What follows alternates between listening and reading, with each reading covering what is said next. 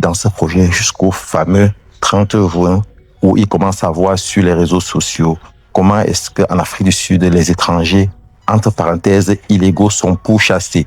Donc ça, c'est l'élément déclencheur qui a tout foutu en l'air. Donc, vous savez, ce qui se passe en Afrique du Sud depuis un certain temps, c'est quoi? C'est que il y a des mouvements de revendication qui estiment que les étrangers illégaux sont ici et abusent du système. Ils sont en Afrique du Sud, ils abusent du système sud-africain, donc des hôpitaux, des écoles et tout ça. Ils estiment qu'il y a trop d'étrangers illégaux en Afrique du Sud qui occupent les boulots que les Sud-Africains étaient supposés occuper, pardon. C'est comme ça qu'ils avaient donné jusqu'à la date du 30 juin à tous ces étrangers illégaux de libérer leur pays. C'est comme ça que massivement l'actualité est dominée par ces vidéos de rapatriement massif de Malawiens, Congolais, Nigérians, Ghanéens, etc., Mozambicains.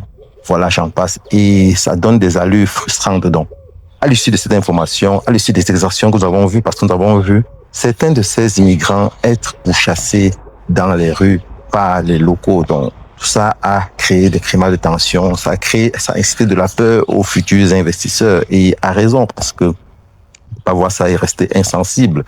Donc là, désormais, ce qui s'est passé malheureusement, c'est que après cette date-là, depuis le 1er juillet, tous ont commencé à tous ceux qui avaient déjà même engagé les dépôts initiaux, ils ont mis des réserves, ils veulent être même remboursés, ils veulent être remboursés. Et beaucoup ne sont plus prêts à pouvoir investir dans ce projet. Beaucoup ne pensent plus que l'Afrique du Sud, c'est le meilleur endroit pour pouvoir lancer ce projet. Pourtant, toutes les dispositions avaient déjà été prises, tous les atouts sont, l'environnement économique est très